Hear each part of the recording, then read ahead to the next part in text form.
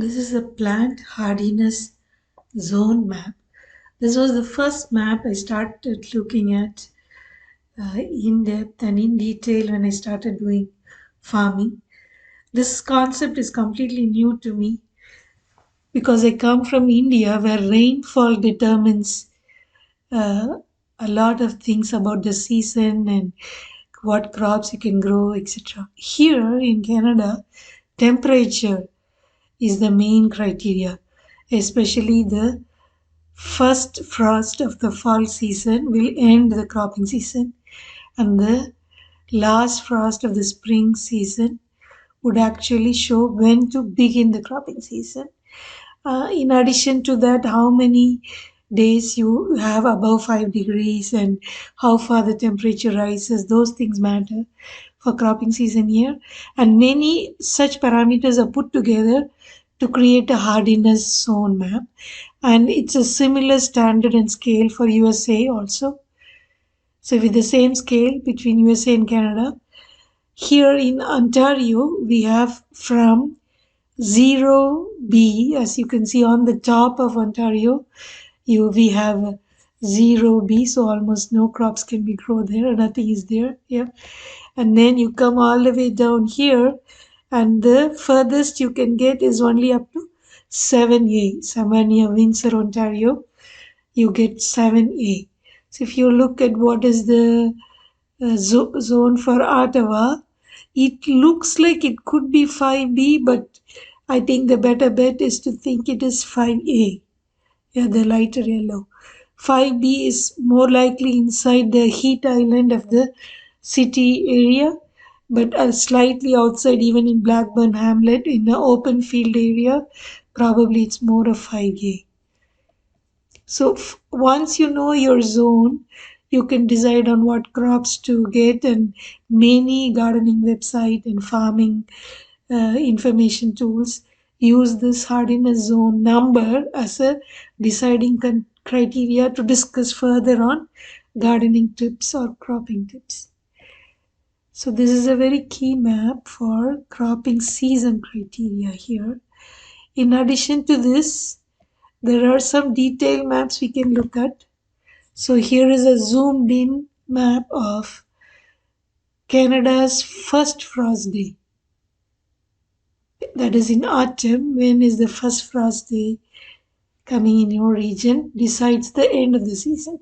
So near Ottawa, you see the date is October 1. So by October 1, all plants that are susceptible to frost would have died out. Some plants are frost hardy like kale and spinach, but most of the other plants like tomato and pepper would be done by October 1. So in Ottawa region, so if you want to see a overall look of Canada, so Ottawa is in a slightly better zone, but there are even better region in the lower part of Ontario. So that's Canada's first frost day in autumn, the end of season marker. If you want to look at the beginning of the season, you have to look at the last frost day in spring. So here in this map, which is zoomed into the Ottawa region, it's somewhere around May 15 for Ottawa for the urban heat island. Somewhere outside the urban heat, it should be a little bit later. So from my experience this year, I would say the safest bet to move tomatoes would be actually after June first week, because we had a sort of a frost in the June 1st or May 31st that caused trouble for us in this area. So June 1st is a better day. Even though the plants survived inside the garden near the houses, it's more because of the heat island of the urban area. So if you look at the overall picture, Ottawa is slightly better placed. But this is an important parameter to decide the cropping season in Canada. The final map that you have to look at to decide on what crops to grow and when to grow is this map that shows growing degree days, GDD. So the way they calculate it is every degree that is above 5 degrees is calculated as 1 degree day for all the days that have a temperature, average daily temperature above 5 degrees. So if you zoom to Ottawa and you try to see what number is written near it, so here is the region, yeah. So if you see here, it's actually 2 and then 3 zeros, actually 2000.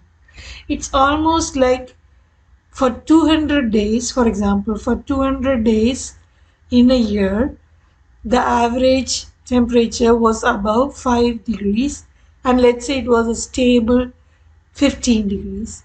So 15 minus 5 is 10. 10 into 200 is 2000. So this is a very rough calculation of how you do growing degree days. So you calculate the difference between the average daily temperature and 5 and multiply it with the number of days. That's growing degree days.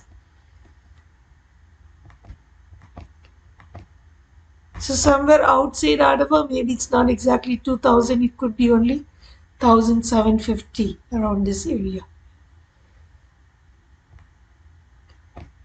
So somewhere down below in the southernmost part of Ontario, the days are much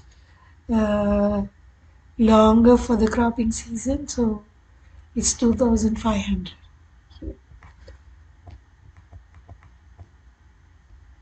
It's called the growing degree days map.